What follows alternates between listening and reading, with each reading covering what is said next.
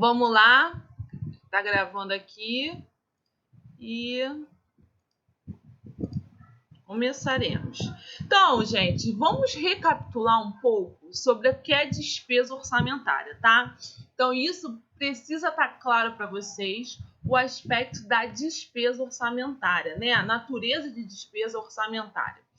E aí eu trouxe para vocês aqui que existe, né?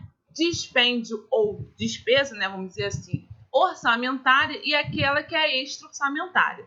Então, nosso foco aqui de estudo hoje é só essas aqui, né, gente?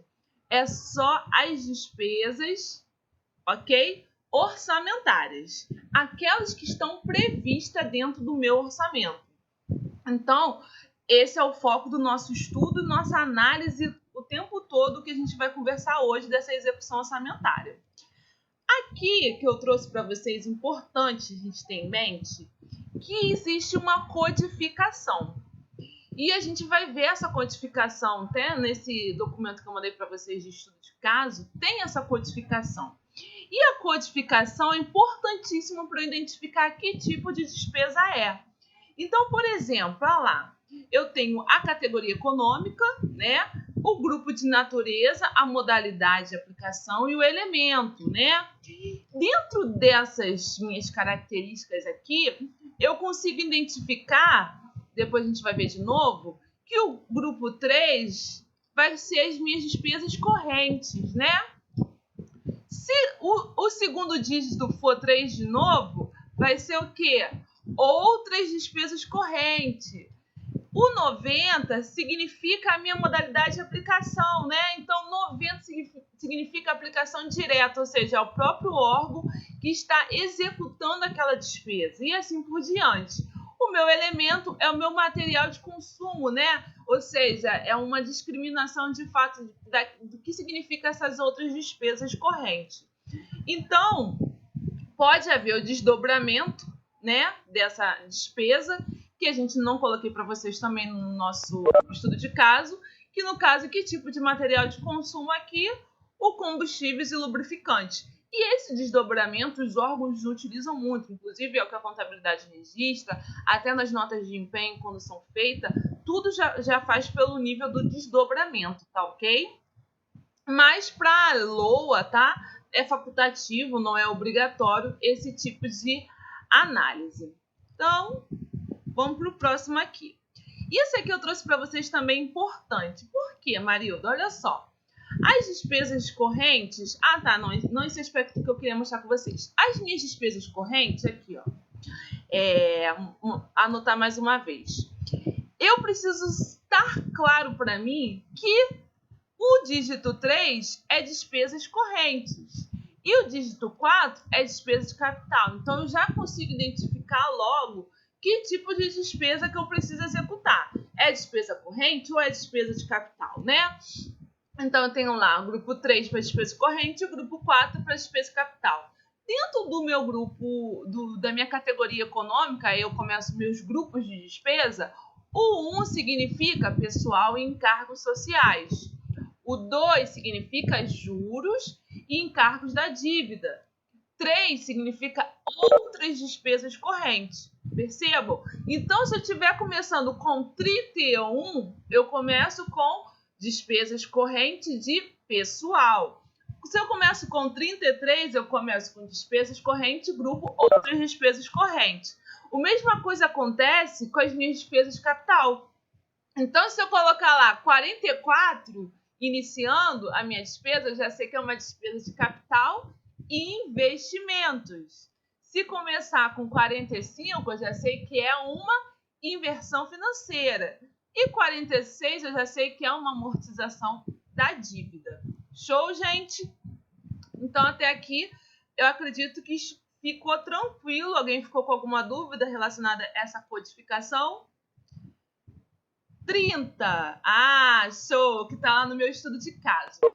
Aquele 30 é a função, tá? É a função da minha despesa.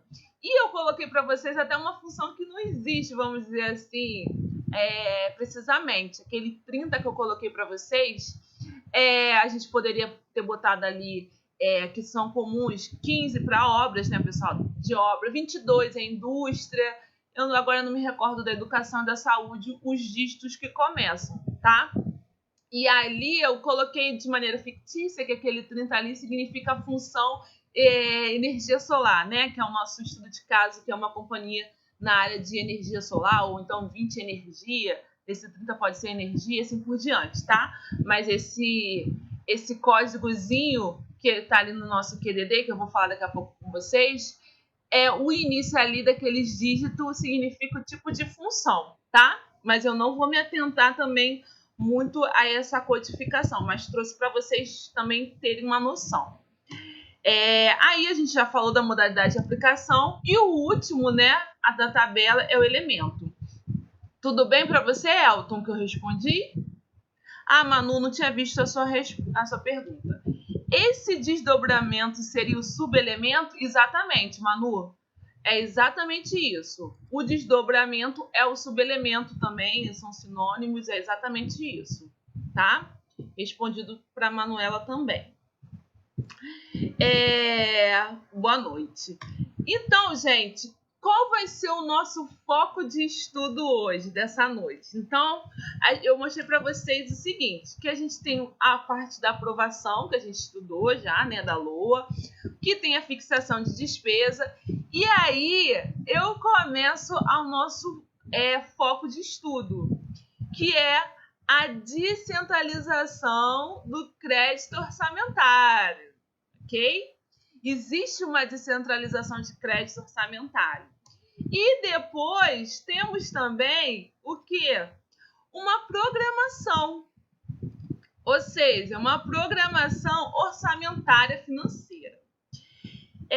O que significa isso, gente? Então, esse vai ser o nosso âmbito de estudo dessa noite.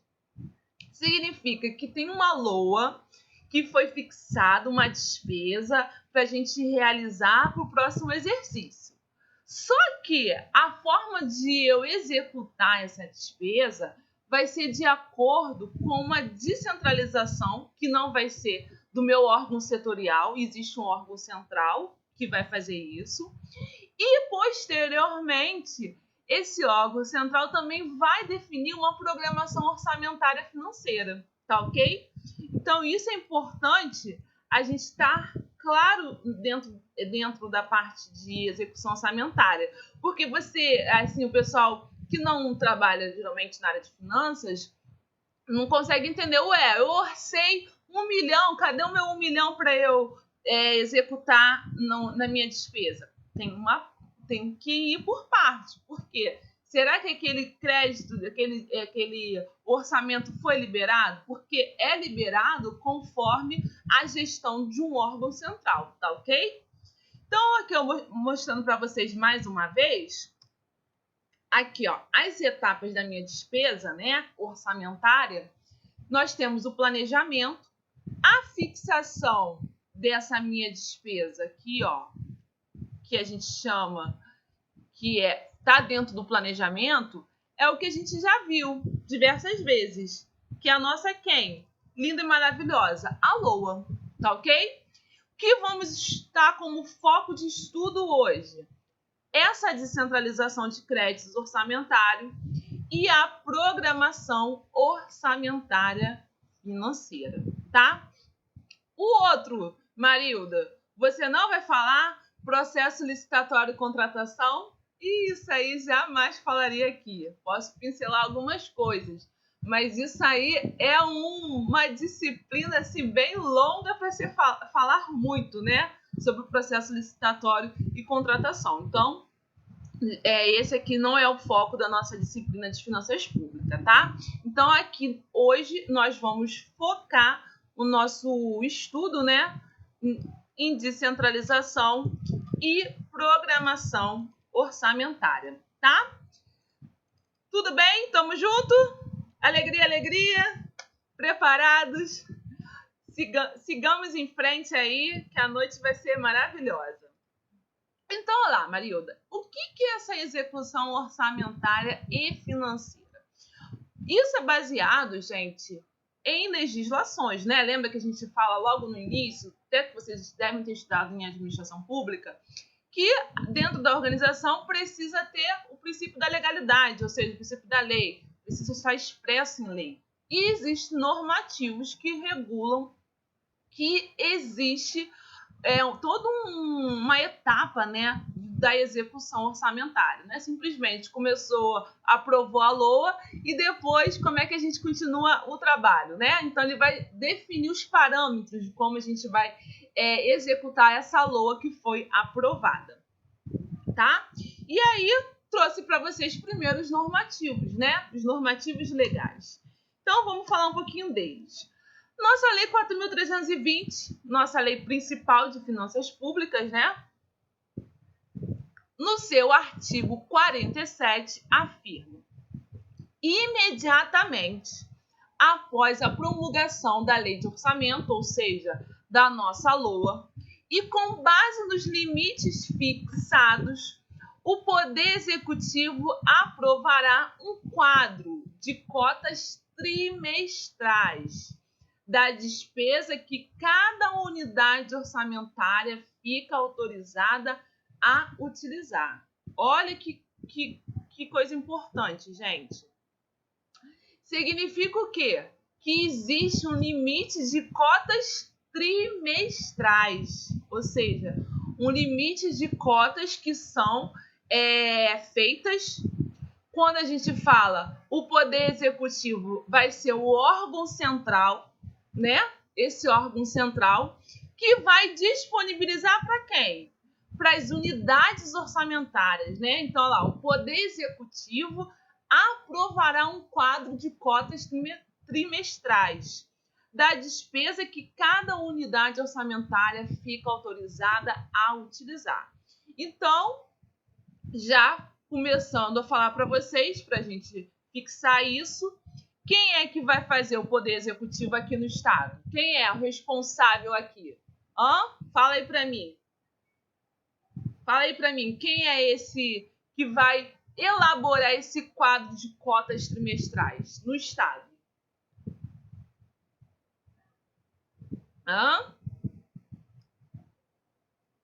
Tan, tan, tan, tan. Vamos lá, gente. Preciso que vocês fiquem junto comigo. À noite, o governador.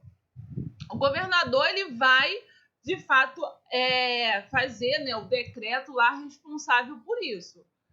Mas existe uma secretaria responsável. É verdade, Danilo. Tem muitas mudanças, mas existe uma secretaria responsável. A Fazenda seria a responsável por a liberação dessas cotas trimestrais. E aí? Quem mais? Casa Civil? Planejamento? Show! Isso aí. Então, olha só que importante, gente. Quando for o aspecto de orçamento, atualmente, então, orçamento referente à cota orçamentária, quem vai ficar responsável por elaborar esse quadro é a Casa Civil, tá ok? Na Subsecretaria de Planejamento e Orçamento, tá? E quando for o aspecto financeiro, é a Fazenda que é responsável. Tem vezes que eles elaboram decreto e resoluções conjuntas, tá? Isso acontece também dependendo do assunto, se eles resolverem regulamentar ali ambos algum assunto conjunto. E no âmbito da União, né? No âmbito da União. Na União, a gente também tinha a separação de ministérios, né? E agora, com o governo atual, ficou um ministério só. Então, é o Ministério da Economia. Isso aí, dentro da secretaria, dentro do Ministério da Economia, a gente tem a Secretaria, né, do Orçamento Federal, a SOF. Isso aí, Manu. E a SOF é que é responsável, né? Então, a SOF que ficaria ali responsável por liberar as cotas trimestrais de orçamento. Muito bem, gente. Estou gostando da participação de vocês. E aí, aqui eu explico por quê, né? Então, olha lá. O artigo 48 fala que a fixação das cotas a que se refere ao artigo anterior, né? Que é liberar essas cotas de maneira trimestrais, né? atenderá aos seguintes objetivos. Já lá.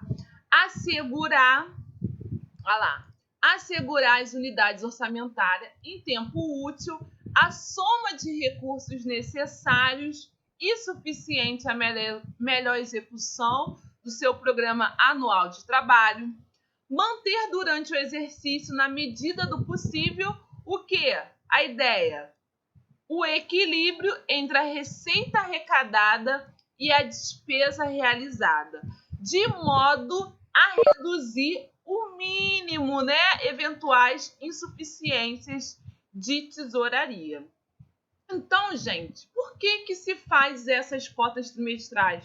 Por que se não se libera o orçamento todo aprovado para os órgãos?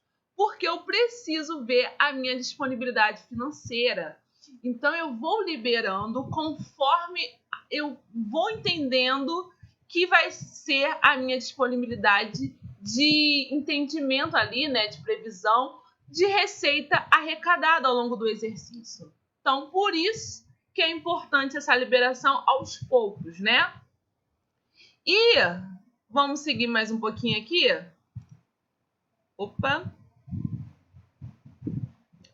Vamos seguir mais um pouquinho. E ali ainda fala o seguinte: a programação da despesa orçamentária para efeito do disposto no artigo anterior levará em conta também os meus créditos adicionais e também operações extra-orçamentárias. Olha que importante isso aqui, gente. Quando você, principalmente para o órgão central, né? Existe a questão dos créditos adicionais que a gente viu que pode acontecer, né, dentro do exercício. E aí isso vai ser levado em consideração, né, a programação da despesa e também operações extra-orçamentárias.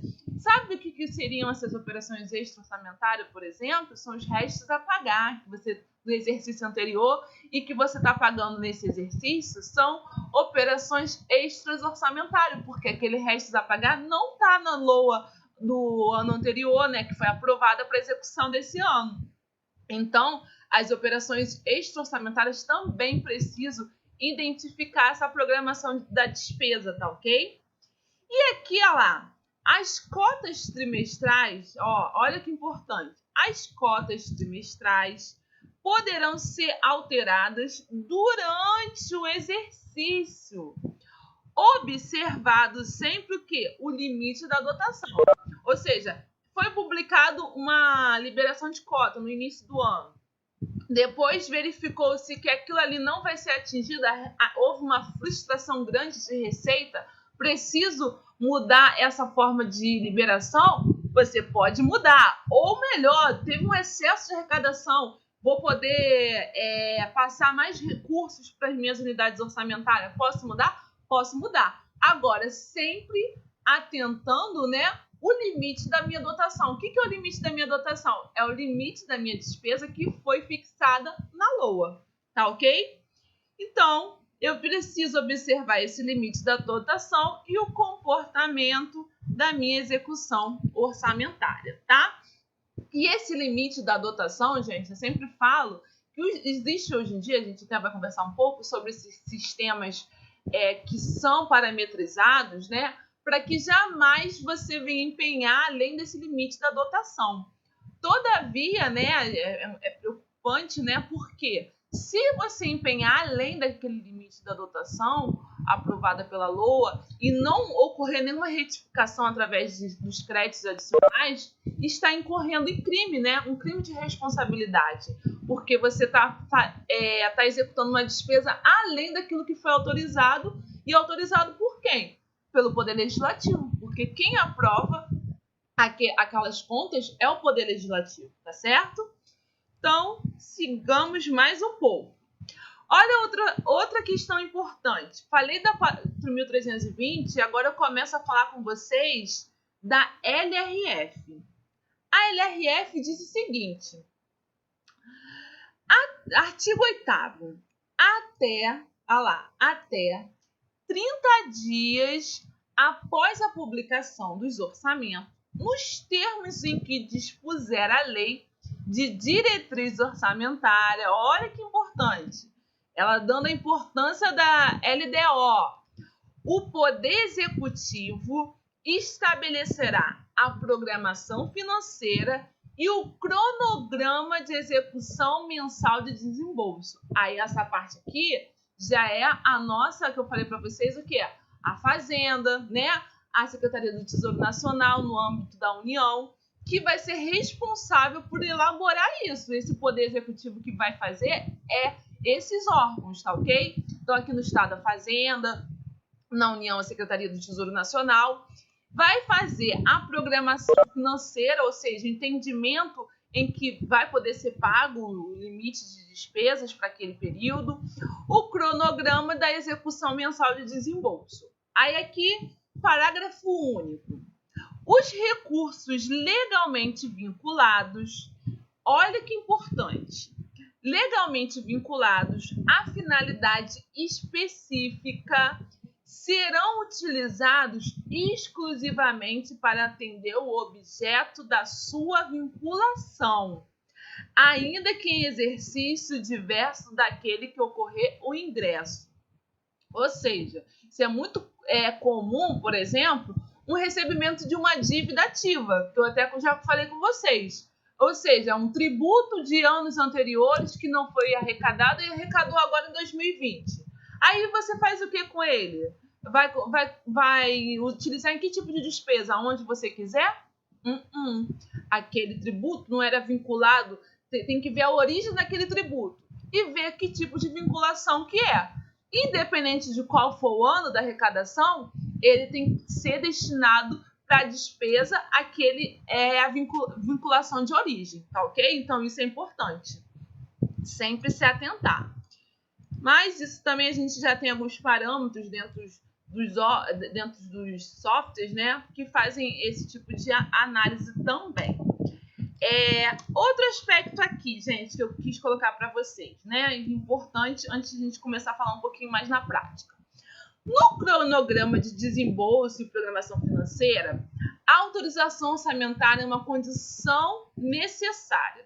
Ou seja, não existe programação e cronograma de desembolso financeiro, né? Ou seja, como é que você vai... eu vou liberar um pagamento, né? Eu vou liberar possibilidade de você fazer qualquer âmbito financeiro sobre aspecto de conclusão, se não tiver um orçamento, ou seja, se não tiver uma autorização de um orçamento daquela despesa. Então, a autorização orçamentária é condição o quê, gente? Ali, ó, condição necessária, mas não suficiente. Eu conversei com vocês. Não adianta ter orçamento, mas se eu também não tiver o financeiro no caixa, né? Para garantir essa execução da despesa. Por quê? Disto resulta que, se houver dotação orçamentária, mas não houver recursos financeiros disponíveis, a despesa não poderá ser executada. Simples assim. Eu posso ter orçamento, foi autorizado pelo Legislativo, aquela lei orçamentária anual, mas a minha arrecadação, houve frustração naquele ano, né, naquele período, simplesmente eu não vou ter como executar aquela despesa, tá? Que mais, Marilda? Você pode falar para mim? Lá, gente. Deixa eu só subir aqui os quadradinhos para eu conseguir ler para vocês. Se houver recursos financeiros, agora é outro caso. Eu tenho recurso financeiro, mas não houver dotação orçamentária na LOA disponíveis, a despesa também não poderá ser executada, com vista à adequação da execução das despesas à entrada dos recursos do Tesouro Nacional. O governo edita, né, até 30 dias após a publicação da LOA, já falei para vocês, o cronograma de desembolso e programação financeira dos órgãos. Isso aqui, gente, o pessoal que trabalha na área de finanças, né, e está nos órgãos setoriais, é bem assim interessante, porque às vezes vem convênios, vem transferências voluntárias, né, do governo federal, e aí você entra aquela receita, só que você não teve previsão de despesa, né? Não teve previsão daquela despesa. E aí, muitas das vezes, você não consegue executar aquela despesa naquele exercício. Isso acontece muito, né? E muitas vezes, existem vários órgãos que têm contas enormes de convênio, né? De que cada convênio tem uma conta específica e não executa, justamente porque não foi elaborado aquela despesa orçamentária naquele período, tá?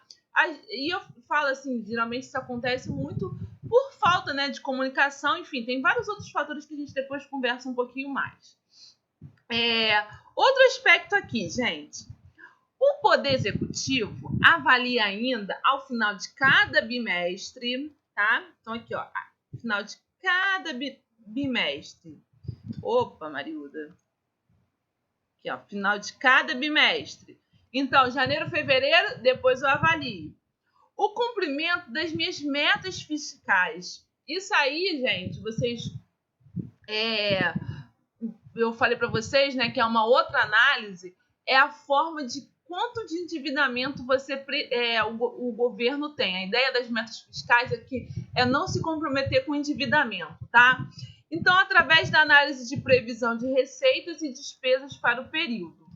Disto resulta que, se houver receita aquém, né, do previsto, a LRF determina que o Poder Executivo edite decreto bloqueando parte das despesas do contingenciamento de gastos, né? Então, ou seja, se eu já sei que as minhas receitas vão ser menores que as despesas, eu já tenho um orçamento contingenciado. Ou seja, eu já vou bloquear parte daquele orçamento autorizado, né? E dali eu vou definir parâmetros para eu liberar cotas, né? Liberar essas cotas para minhas unidades orçamentárias. Vou mostrar para vocês isso na prática daqui a pouquinho para a gente ver. Sem problemas, Tátia. Vamos lá. Até aqui, dúvidas? Alguém quer fazer alguma pergunta?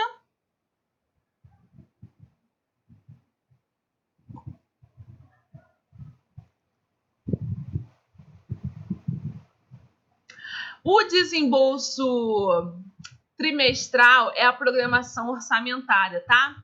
A Lei 4.320 é em relação a cotas trimestrais de orçamento. E o mensal é o financeiro, tá? Compreendido, Danilo? Deixa eu voltar aqui para você ver. Ó, aqui, ó, é programação. Deixa eu botar aqui, ó. Vou botar para você ver aqui. Ó.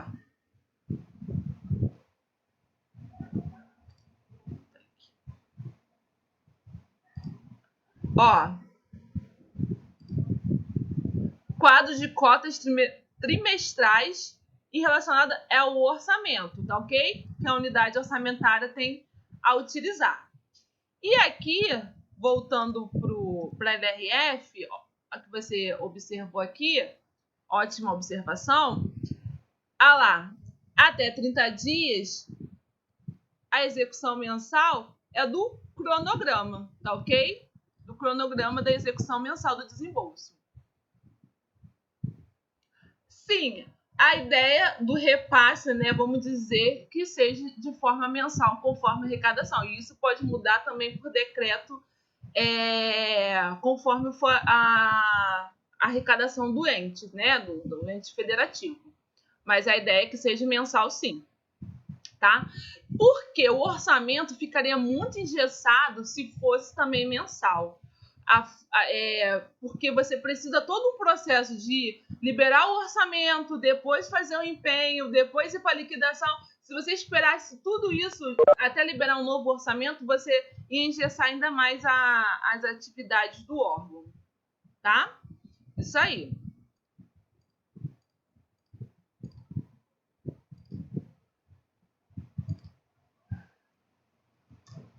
Aí aqui eu trouxe para vocês, né?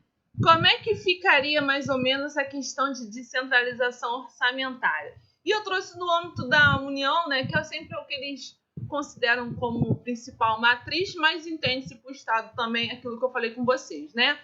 Então eu tenho aqui a Secretaria de Orçamento Federal ou o Ministério da Economia. Então, aqui a gente teria a Casa Civil, dentro da Subsecretaria de Planejamento e Orçamento, que faria a distribuição, né, dessas cotas. Fez uma perguntinha aqui? Isso mesmo. Ok? Que aí a gente faz a distribuição dessas cotas, né? Então, essas cotas aqui, eu até vou parar de falar cota, porque vai trazer uma confusão, Danilo. Vou explicar porque existe uma separação quando a gente fala do aspecto financeiro e do aspecto orçamentário. Até é importante vocês terem isso, né? Ali na lei estava escrito cotas trimestrais, mas para não trazer confusão, até essas nomenclaturas que foram feitas, eu vou falar descentralização, né? Então, aqui, ó, a descentralização orçamentária, né, faz uma dotação, né? Nota de dotação que vai descentralizar esse crédito, né? Esse crédito orçamentário que tem ali disponível. Aí manda para o Ministério A, o Ministério B, manda para a Secretaria A ou B. Se entre esses órgãos tiver uma descentralização orçamentária, nós chamamos de destaque, ok? Mandando de um orçamento para o outro, a gente chama que precisa ser feito um destaque. E quando do Ministério A vai para uma unidade administrativa dentro daquele ministério, né? Ou seja, sai do meu Ministério A dentro da Secretaria de Saúde, mando para um outro órgão específico dentro da saúde, eu chamo de provisão, tá? E faço isso através de nota de movimentação de crédito, tá? Então, geralmente, esse Ministério A aqui vai mandar para o outro unidade orçamentária administrativa, né, que vai executar aquela despesa, e aí a gente faz por movimentação de crédito. Então, esse MC. Eu vou falar aqui para vocês no estado, quem faz praticamente essa provisão aqui de destaque, tá? Para as unidades administrativas, geralmente também é o nosso órgão central, tá? Então, é bem a Casa Civil geralmente que faz essa distribuição de movimentação de crédito. Só quando faz esse entre órgãos e outros, que aí a gente vê mais essa questão do destaque aqui dentro do órgão, dentro do estado, né? Vamos dizer assim. Aí eu mostrei aqui para vocês, só para a gente conversar aqui um pouquinho. Então, olha lá. A LOA, ela contempla as unidades setoriais de orçamento, tá? De cada órgão, com dotações orçamentárias. Entretanto, existe um grande número de unidades que realizam gastos e que necessitam de dotações também. E essas unidades administrativas recebem o orçamento por descentralização dessa unidade orçamentária, né? De UO, em regra geral, que a gente chama. Então, aqui, ó, eu tenho a minha dotação de créditos, né? Que é entre a unidade setorial e as unidades setoriais, né? E a provisão ou descentralização interna de créditos orçamentários entre unidades do mesmo órgão, tá? E o destaque ou descentralização externa, né? Que é quando é de órgãos distintos, que a gente faz essa questão de mandar recurso para um outro executar. Aqui, por exemplo, no estado, que a gente tem muito de mandar descentralização, é para a imprensa oficial, né? Nas publicações que existe de diário oficial, às vezes para processo licitatório, publicação de alguma coisa, assim, especificamente, manda descentralização de crédito orçamentário lá para executar a imprensa oficial. É um exemplo que eu lembrei aqui agora para falar com vocês que existe, mas tem diversos, né? Essa questão de você mandar para um órgão, um exemplo, dentro agora mesmo, o Ministério da Saúde, um exemplo, os hospitais da UFRJ, né? Eles são do MEC, né? Pertence ao Ministério da Educação. Todavia, como a função também tem a função saúde ali e também atende a população, há também ali descentralização de orçamento da saúde ali, ainda mais agora na questão da pandemia, para execução ali de despesas também. Ah, é verdade. O Detran é um bom exemplo mesmo, Danilo. Ótima observação. Danilo fez mesmo. Faz mesmo. Eu me recordo quando também estava lá no órgão central, eu vi muito descentralização de recursos do Detran para campanhas, né, de conscientização, fiscalização, tudo isso para a Polícia Militar e Polícia Civil. Ótimo. Muito bom. Aqui, gente, botei para vocês um pouquinho o que significa essas definições, né? O O, o A, o G. Depois também tem um manual para vocês verem. Até eu falo que é um monte de sopa de letrinha. Quando a gente vem para o serviço público, é um monte de sopa de letrinha. Depois, quando vocês forem estudar um dia contabilidade pública, também é um monte de siglas. Mas depois, com o tempo, a gente entra no sangue. E aí, olha lá, dotação orçamentária. O que é essa dotação orçamentária? É um montante, o limite, né, da autorização dada da LOA para os gastos, né? Então, é o quanto que você tem, que você pode ser utilizado ali para gastar. Dentro desses itens, né, a unidade orçamentária é aquela que contempla a dotação diretamente da LOA, né? Então, ela que possui aquele montante ali que foi aprovado, autorizado. A unidade administrativa é aquela que recebe autorização por descentralização de uma UO ou de uma outra unidade administrativa, tá? Então, você tem autorização de movimentar. Muitas vezes, gente, a secretaria, vamos supor, de educação, ela vai ser o O, vai ser o A, vai ser a mesma coisa e tudo. E vai ser unidade gestora, tá? Mas existe algumas, de fato, principalmente fundos, né? Que a gente fala que estão ligados a dentro de um órgão, que eles vão ser só unidades orçamentárias, mas ela não tem, às vezes, o aspecto de ser unidade administrativa. E unidade executora, gestora, são aquelas que efetivamente realizam o gasto, ou seja, executam a despesa orçamentária, tá? A SEDEC também descentraliza para a IMOP fazer obras. Ótimo, também muito bom. Essa aí eu desconhecia. Ótima, SEDEC também para a IMOP. E a IMOP também ela tem essa questão, né, de fazer obras aqui dentro do estado, né? Interessante, tá? Seguindo mais um pouco, gente. Aí o aspecto financeiro. Por isso que eu falei para vocês que eu não ia falar mais desse assunto de cota. Porque a gente fala muito na literatura que sobre o âmbito da descentralização orçamentária, você tem lá a dotação que é passada do órgão central. E quando você sai do órgão central para as outras unidades, nós falamos que saiu uma cota financeira. Então, às vezes, confunde cota orçamentária, cota financeira. Então, no orçamento é dotação orçamentária e no aspecto financeiro a gente fala que é cota financeira, tá? E aí a gente tem a cota financeira, né, saindo do órgão central. Ali, quando eu falo cota financeira, muitas vezes é a autorização, tá? Não significa que entrou o dinheiro lá para a secretaria e a secretaria vai pagar. Não, ali saiu o que a gente chama um registro que, ó, você tem um valor até tanto que eu, Secretaria do Tesouro Nacional ou Fazenda, estou disposto a pagar pelaquela despesa que você executar durante aquele mês, tá? E aí a gente fala, entre um órgão com o outro, né? A gente fala que houve um repasse, né? Quando a gente vai falar assim, não, parte desse valor não vai ser eu que vou dessa despesa, não vai ser com o meu órgão, então eu vou passar para o outro órgão que ele vai de fato executar. Então a gente chama de repasse. E quando é dentro do próprio âmbito ali, né, dentro do mesmo ministério, mesma secretaria, nós chamamos de subrepasse, tá? Então esses são os nomes assim que vocês podem ver ao longo do tempo, tá? Essa parte aqui é bem teórica, mas a gente já vai começar a chegar na parte prática, tá? Aí eu coloquei para vocês aqui os exemplos. Então, olha lá.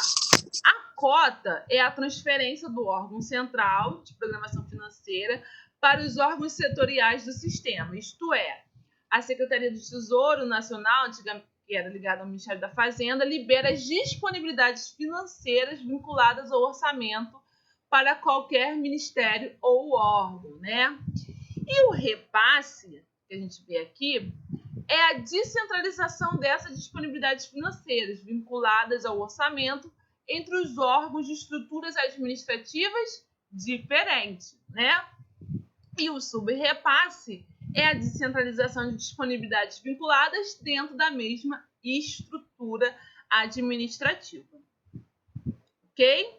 Dúvidas, perguntas?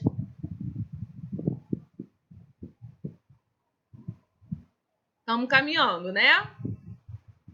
Show! Então aqui, gente, só para ficar claro. Então, de orçamento para... Já que eu tenho dúvida. Então, ok. Então, aguenta mais um pouco que a gente tem muita coisa. Então, show. Na descentralização sobre prestação de conta, isso aí é no final, Jankel. Tu me lembra no final que deve ter muita pergunta de prestação de contas também.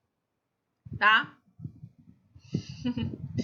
Então, aqui, dotação, provisão e destaque. Então, o que é em relação ao orçamento? O que seria sobre aspecto financeiro? Então, dotação orçamentária, que sai lá do órgão central, eu saio do meu órgão central a cota financeira, e assim por diante. Provisão, né?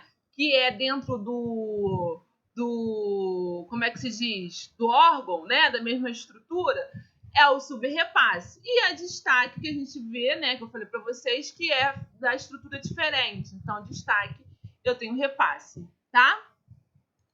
E aí, vamos um pouquinho trazer a vida real, ok? Então, a gente vai indo e voltando, indo e voltando. A vida real aqui, eu trouxe o decreto, né, do nosso estado, que estabelece, de fato, a questão da programação e execução orçamentária, ok? Então, percebam que as duas secretarias aqui juntas, mostrando a programação dessa execução orçamentária e é contábil também, tá? Teve esse orçamento, esse decreto, eu disponibilizei na sala online, ainda na escola virtual não coloquei, mas também posso disponibilizar para vocês. Ele foi de 7 de fevereiro de 2020, né?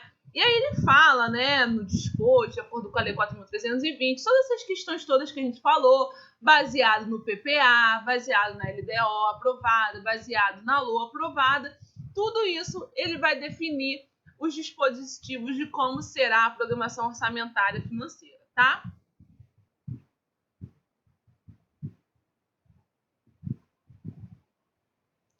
Tá, o que acontece? Existe, vou ler aqui a pergunta do Danilo. Explica de novo, por favor, a diferença de recurso orçamentário para recurso financeiro. Me confundo com esses conceitos. Então, o recurso orçamentário é aquele que está na LOA, né? Então, a LOA tem um determinado valor que foi aprovado, né? E esse recurso orçamentário, ele é distribuído em cotas trimestrais, tá? E essas cotas trimestrais vão definindo qual é o montante de orçamento que você vai poder executar, né, naquele período. A princípio, no melhor dos mundos, começa dessa forma. Já o recurso financeiro é de acordo com a disponibilidade, é o caixa, é o banco, né? O banco que vai estar ali tanto o saldo da conta, né, do que sobrou do ano anterior, quanto aquilo que está sendo arrecadado. E aí a gente fala que existe uma programação financeira de como você vai definir limites de gasto financeiro para você, de fato, fazer um pagamento. Por quê? No momento do orçamento, você pode empenhar, liquidar, não necessariamente executar o pagamento no mesmo mês, tá? Isso você pode passar para o mês anterior ou até para o próximo ano. Isso acontece muito, ok? Então, essa programação financeira ali vai te dizer qual é o limite de valor financeiro que você vai poder pagar, executar uma despesa, tá? Inclusive, eu depois posso mostrar para vocês como é que é feito isso. Então, vamos lá, Danilo. Depende. Vou falar, depende. O que acontece? Aqui depende do tipo de gestão que existe.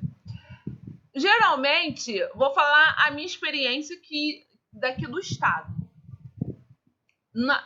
Aqui no estado, quem vai fazer esse valor, esse pagamento, não vai ser os órgãos, né? Os órgãos dependentes, né? Do orçamento fiscal e da Seguridade Social. Vão ser a Secretaria do Tesouro, não, a Fazenda do estado, que vai ser feito isso. Só que aí, por que eu tô falando depende, Marilda? Por que depende? Depende que tipo de fonte de recurso essa despesa se refere. Ai, Marilda, quanta coisa que você tá falando, tá deixando eu louco. Calma, Danilo. Se esse recurso for proveniente de arrecadação tributária, que a gente fala é um recurso do Tesouro, eu vou até trazer para vocês isso, ótimo, daqui a pouco o Walter vai falar. É um recurso do Tesouro, quem vai pagar de fato vai ser responsável, vai ser a Fazenda. Agora, se for recurso de fonte própria, os órgãos têm mais gestão sobre isso. E, geralmente, eles vão ter uma conta, né? Por exemplo, eu falei para vocês que eu já fui diretora de Administração e Finanças num órgão do Estado, que no órgão que eu estava, eu tinha uma conta bancária que eu administrava de recursos próprios. Então, para essas despesas, eu nem precisava efetivamente de programação orçamentária financeira, porque elas já me deixam livre, né? Agora, esses tipos de recurso, a Fazenda aqui estadual, ela que fica responsável por fazer esses pagamentos e com datas específicas também, tá? Tem datas específicas que você tem que enviar essa programação de desembolso, quanto que eles vão verificar se é o limite que você tem daquele mês para pagar, é o limite que eles liberaram, ou seja, é como se eles tivessem deixado uma gavetinha de valor de dinheiro para você, então eles vão olhar se aquela despesa comporta aquela gavetinha, né, de dinheiro, olhou, verificou, eles vão lá e pagam aquela despesa. Conseguiu mais ou menos entender o que eu falei, Danilo? É nesse caminho. Então, vou só recapitular. Se é uma despesa que, de fato, eu vou utilizar recursos do Tesouro que arrecada, né? Recursos de ICMS, PVA, então a gente fala recursos do tributo, que a gente chama até de fonte 100. Eu preciso ver quanto que ele me deixou de recurso disponível para eu gastar, e aí depois eu encaminho uma que a gente chama de PD, uma programação de desembolso, encaminho esse documento para a Fazenda, né? Hoje é muito rápido pelo SEI e tudo mais, e aí eles vão e executam esse pagamento bancário, tá? E aí isso fica tudo registrado em sistema, no CIAF e tudo mais. Walter, pode fazer a pergunta. Oi, professora, boa noite. Boa noite, a pergunta é o seguinte, um exemplo aqui hipotético. A gente conclui a licitação já no segundo semestre, já próximo do final do ano, empenha e tem o prazo de entrega lá regulamentar, não dá tempo da empresa entregar no exercício financeiro e vira restos a pagar não processado, né? Aí aqui no estado... Isso aí. Eles cancelam automaticamente o empenho, o sistema, né, o CIAF. Exatamente. E no ano seguinte vira a empresa entregando, né, o que na União seria restos a pagar não processado, mas liquidado se a empresa entregar. Uhum. Aqui no estado do Rio de Janeiro não acontece isso, que o empenho é cancelado, aí tem que pagar por DEA, né, por despesa de exercício anterior. Só que quando nos casos que a gente substitui o contrato formal pela nota de empenho, quando é a entrega integral, imediata, dentro do prazo de 30 dias, que a gente substitui o contrato... Até por autorização de serviço. Isso, a minha pergunta é justamente essa. A gente só, na minha instituição, no Corpo de Bombeiros, a gente só O empenho substitui o contrato formal e acaba que esse empenho é cancelado e o negócio jurídico ele é cancelado por um ato do sistema. E assim, a empresa acaba entregando o material e não é. E Não, vamos lá. assim. Se entregou o material, esse empenho tem que ocorrer a liquidação. Se ocorreu a liquidação, esse resto a pagar não pode ser cancelado. Okay? Tá, mas aí virou um exercício financeiro, a empresa entregou no ano seguinte. Então, aí ele foi como restos a pagar, que a gente fala não processado. Então, ele só empenhou em dezembro de 2019 e aí só entregou em janeiro. Isso. Então, aí a liquidação tem que ocorrer em janeiro. Só que às vezes em janeiro ele não entregou, que aí é o período máximo para você liquidar aquele resto a pagar e não ser cancelado. O que acontece? Eu sempre falo, a possibilidade, aí é a questão do órgão, que no caso aí de finanças, administrar isso. Por isso que esses meses para o órgão de finanças é bem complexo. Ele precisa enviar, comunica, né, para a fazenda e tudo mais, que aquele resto a pagar não processado, ele está em processo de ser liquidado. Mas ele precisa ter essas informações e ele tem que ter de maneira séria, porque senão o sistema cancela. Mas existe a possibilidade da fazenda não cancelar o empenho? Se tivesse... Existe a possibilidade. Existe Entendi. A possibilidade. Mas aí a senhora falou aí da nota de autorização de despesa. A gente não tem... De serviço. A gente não tem esse hábito de, quando não tem o contrato formal, de colocar um outro instrumento que não o empenho. E a gente até pensou nisso, de repente colocar um outro instrumento. A gente coloca a autorização de serviço com a nota de empenho. Eu posso te dar um modelinho, acho que tem. Não sei agora, eu posso ver se eu ainda tenho esse modelo, porque eu não estou mais no órgão. Mas eu colocava a autorização de serviço, eu pedi para ser feita uma autorização de serviço. E aí, dentro da autorização de serviço, assinada pelo ordenador de despesa, no caso eu assinava, mas aquela outra pessoa responsável que ia ficar ali para verificar se o serviço ia ser feito. E a empresa também assinava, né, aquela autorização e colocava a nota de empenho, o número da nota de empenho ali dentro daquela autorização de serviço. Certo. Tá ok. Valeu, professora. Obrigado aí. Nada. Vamos lá, gente. Mais pergunta. Não há despesa sem orçamento. Não há orçamento sem despesa. Essas despesas de rotina do dia a dia nas unidades orçamentárias devem ser previstas no orçamento? Sim. Ok? Independente de ser do dia a dia, todas as despesas têm que estar previstas na LOA. Então, a despesa de luz tem que estar na LOA. Mas é claro que é normal. Tem que estar. Todas essas despesas de manutenção, predial, ar-condicionado, tudo isso, gente, tem que estar prevista lá na minha LOA, tá? Tem decreto, o decreto de encerramento prevê isto. Isso. Ótimo, Jankel, tem isso mesmo. Tem um decreto de encerramento de exercício financeiro falando como tem que ser organizado os restos a pagar. Prevê o cancelamento. Então, professora, rapidinho, eu posso falar um segundo? Pode falar.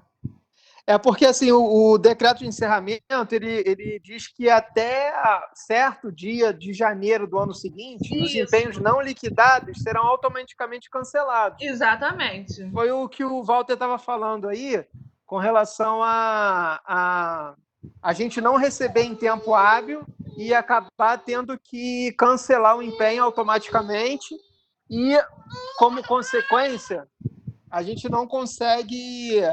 a gente utiliza o orçamento do ano seguinte para pagar uma despesa do exercício anterior. Exatamente. Isso que cria uma confusão, porque se a empresa demorar a entregar, ou qualquer tipo de problema que venha acontecer, a gente não receba o material a tempo, ele cria esse problema para a gente aqui. Sim, ele se baseia exatamente como está na Lei 4.320. Ele entende que se... Por que acontece? Se houve empenho, só empenho, não houve o recebimento, não houve o fato gerador. Então, não tem o direito daquela obrigação. Então, vocês precisam dizer claramente que é necessário aquela despesa, né?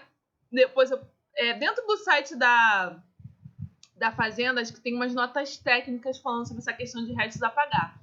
Que aí há possibilidade de permanecer com aquele restos a pagar não processado, tá? Quem são os responsáveis pela assinatura da autorização de serviço? Bom, vou falar para você em relação ao meu órgão que eu entendo. O ordenador de despesa é o principal responsável, então eu assinava porque eu era ordenadora de despesa, e mais a pessoa responsável por verificar, no caso, a gente sempre fala que é o gestor daquela despesa. Um exemplo, um superintendente, né, na área, no caso, eu pegava muito superintendente de administração. Então, o superintendente é um serviço de manutenção predial, um serviço de limpeza, o que for, um serviço qualquer aí que seja rápido, agora não me vem à mente. Então, aquela pessoa que ficasse responsável por depois verificar aquela despesa, também estava ali junto comigo na autorização de serviço, tá? Respondido?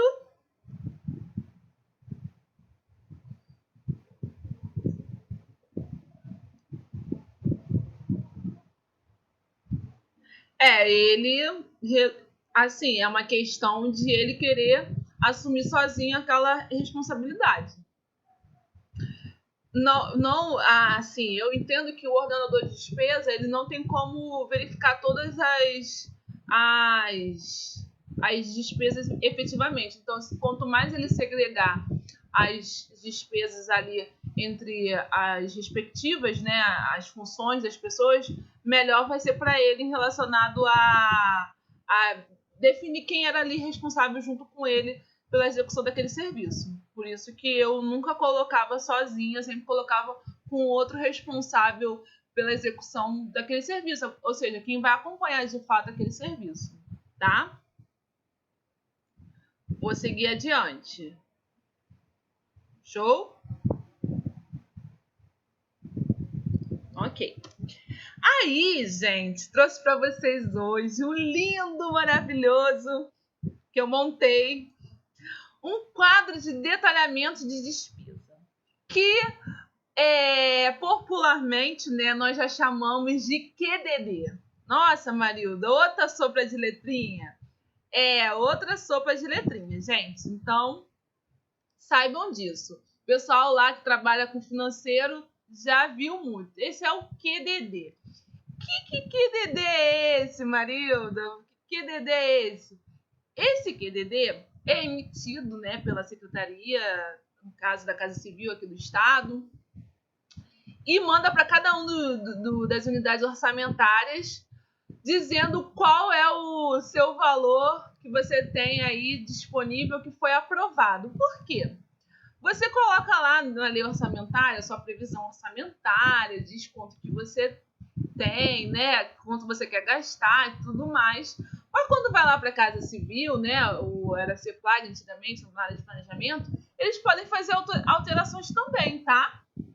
E aí, nesses ajustes que tem, a receita a gente entende que aumentou um pouquinho mais, o que for, vai ter essas mudanças. Então, depois, o que ficou fixado de fato lá na LOA, eles vão mandar para vocês, que é o nosso lindo QDD. Aí eu coloquei para vocês aqui de maneira apenas didática, né? Botei Secretaria de Estado de Energia, para não dizer que eu peguei de nenhuma secretaria, então nem existe essa secretaria, tá ok? E aí eu botei Companhia de Energia Solar do Rio de Janeiro, tá? Então eu inventei, tudo isso aqui eu inventei. Que é isso, gente? Então, é para vocês terem mais ou menos uma ideia. Geralmente eu teria aqui o órgão, então poderia botar aqui um exemplo: Secretaria de Saúde, a unidade Instituto Vital Brasil, né? E assim por diante.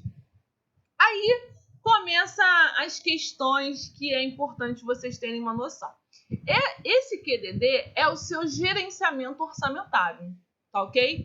Então, baseado nesse documento, você vai gerenciar o orçamento do seu órgão. Então, a gente fala que o QDD é o principal gerenciamento, né, no pontapé inicial do órgão, porque ali é o que foi definido, né, pela LOA. É claro que ele vai ter umas mudanças, que a gente vai ver que os decretos vão fazer essas mudanças. Então, ali eu sei o que foi aprovado através do QDD, mas eu tenho que avaliar o que cada decreto, né, sendo expedido pelos meus órgãos centrais, estão definindo relacionado ao meu orçamento. Então, coisas importantes que a gente precisa saber aqui, gente, umas sopinhas de letrinhas importantes. Primeiro, a aplicação programada, né, é uma definição de que tipo de forma vai ser esse gasto. E aí eu vou mostrar para vocês que a forma desse meu detalhamento da despesa vai ter uma outra ótica daquela que a gente conversou no início. Como assim? Eu vou separar a minha classificação orçamentária da seguinte forma. Eu tenho o GG, que eu vou chamar de grupo de gasto. Então, vou até escrever aqui para vocês que ele é o meu grupo de gasto. Eu tenho esse meu PT, né, que eu chamo de programa de trabalho, tá ok? Esse aqui é para eu definir da onde que ele é, ou seja, ele é do orçamento fiscal, ele é do orçamento da Seguridade Social, da onde que ele é. Esse aqui, o ED, esse aqui é o meu elemento de despesa. Esse aqui, então, de fato, significa o quê, Marilda? Significa aquela despesa orçamentária por categoria econômica que eu falei com vocês, que começa com 3, depois vai com 1. É essa codificação aqui da minha despesa, tá? E eu também tenho o quê? Uma fonte de recurso, que eu conversei com vocês. Esse 100 e 230. O que significa? Que eu tenho essa despesa aqui, 31, né? Deixa eu deletar aqui para vocês. Eu tenho essa despesa aqui, 31, né? 9011. E 31,9011 parte em fonte 100 e parte em fonte 230, que vai ser executado 6 milhões, né? 135 mil em fonte 100 e 730 mil aonde? Em fonte 230, que a gente chama de recursos próprios, tá? E esse PT aqui?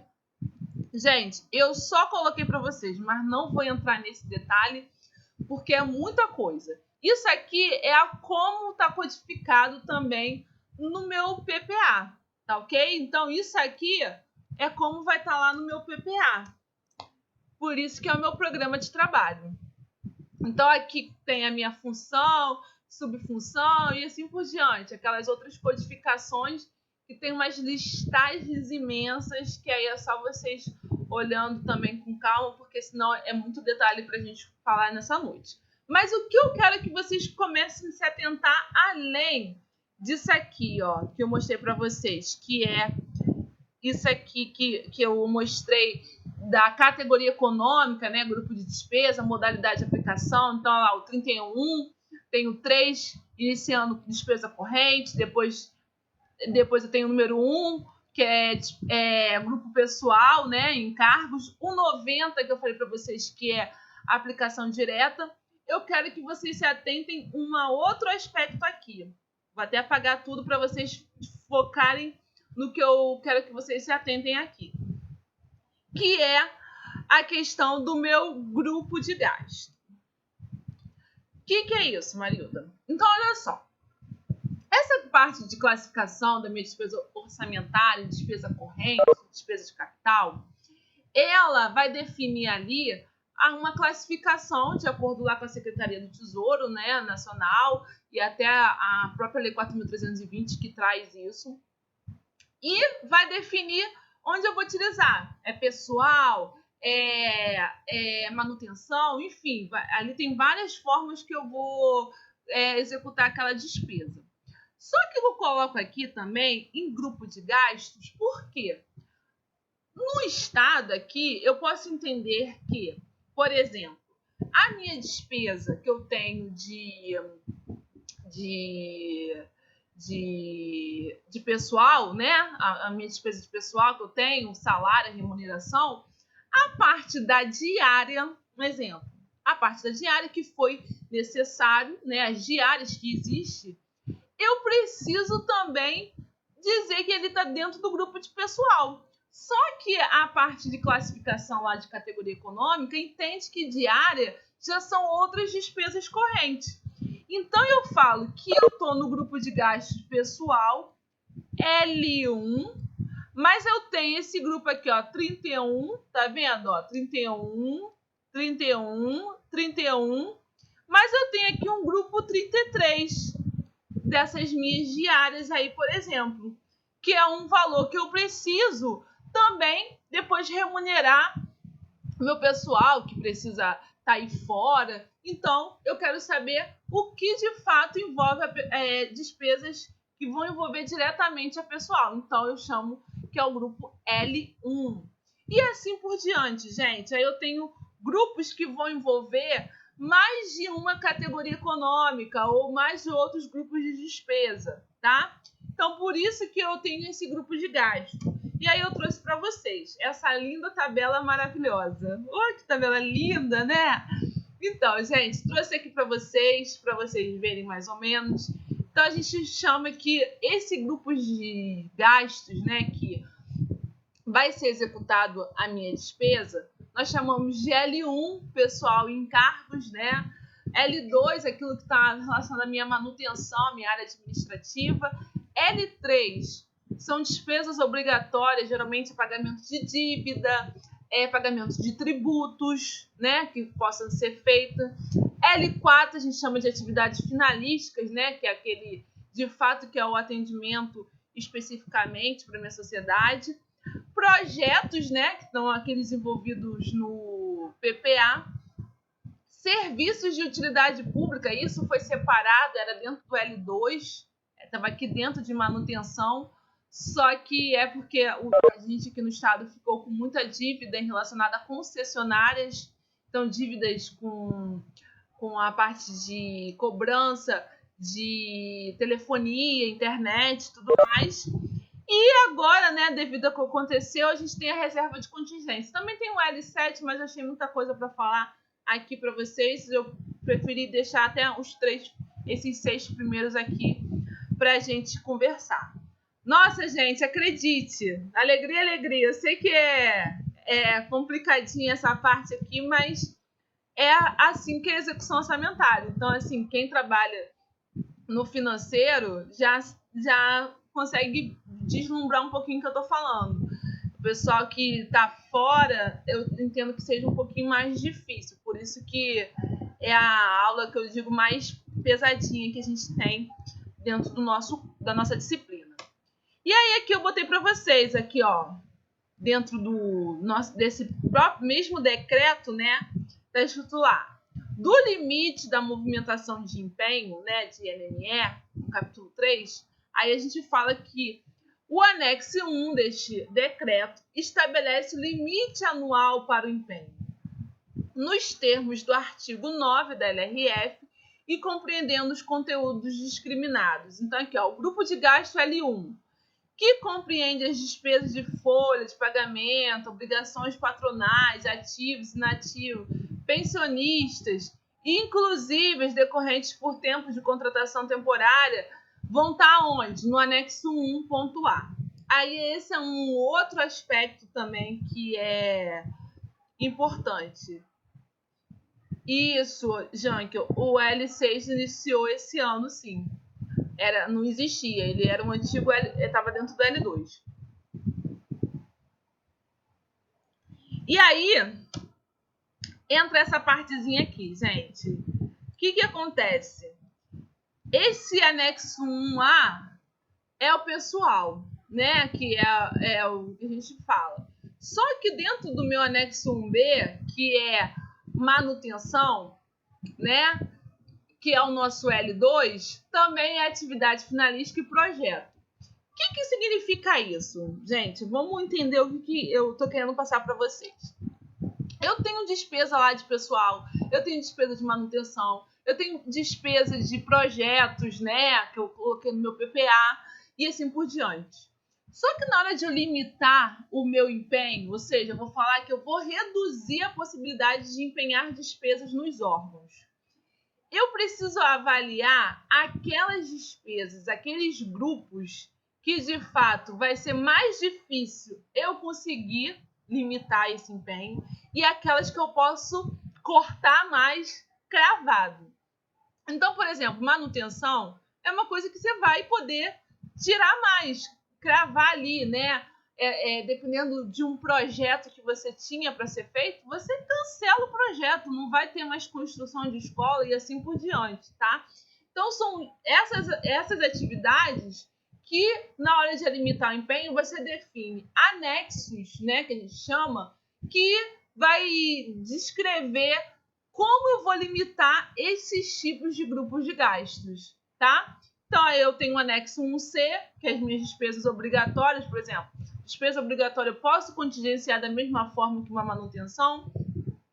E o anexo 1D, né, que também é o serviço de utilidade pública, porque são despesas até que a gente tem de muitos anos, e aí estão tentando resolver isso também, tá? Tamo junto, galera! Tamo junto, alegria, alegria! Show! Então, botei aqui para vocês como ficou definido essa limitação de empenho. Olha lá. Liberação mensal de 1/12, né? Do limite de movimentação. Oba, show, Joyce! Então, aqui, ó, perceba. O pessoal, você libera o limite de empenho, ou seja, você liberou a cota, mas para o limite para você empenhar, você vai liberar de maneira do 10º do limite da movimentação do empenho. Agora, já o anexo 1C. O que é esse anexo 1C, Marilda? Volta lá para a gente ver. 1C, despesa obrigatória, despesas financeiras de caráter obrigatório. Vai ser com base nas solicitações encaminhadas, ou seja, eu vou encaminhar lá para o órgão central dizendo que eu tenho uma despesa obrigatória a ser executada naquele exercício, naquele mês. Então, vai ser liberado conforme a necessidade. E o anexo 1B e 1D, olha só, 1B é manutenção, atividade finalística, projeto, serviços de utilidade pública. Vai ser uma liberação mensal do 1/12 do limite de empenho, ou seja, vai ser 1/12 do limite de empenho. Ou seja, vamos voltar aqui nesse ou seja, eu tenho um valor lá fixado e aprovado na LOA. Depois eu defini um valor de limite de empenho. Um exemplo. Vamos pensar que eu tenho uma despesa no valor de 12 mil, ok? Seria o quê? 1.000 por mês. Fechado? Só que eu cheguei no início do ano e falei assim, eu não vou liberar para você 12 mil, Marilda, para você executar. Eu vou liberar apenas quanto? 600. Ó. Não, 600 não, 6 mil. Então, eu tenho 12 mil, vou liberar 6 mil. Então, eu tinha 12 mil fixado, vai liberar metade, 6 mil. Então, o meu limite de empenho é 6 mil. E aí, a minha liberação mensal do meu 10º de movimentação de empenho vai ser quanto? R$500. Ou seja, vai ser liberado R$500 do limite. Ah, mas não foi aprovado 12 mil da minha despesa? Foi aprovado 12 mil da minha despesa. Só que o seu limite de empenho é quanto? 6 mil. E eu falei que eu só vou liberar 1/12 desse limite de empenho. Fluiu? Entendimento aí? É dessa forma, fechado? E aí aqui eu botei para vocês a base. Isso, show, Jankel. A base. Lei 4.320, LRF e a LDO. São esses três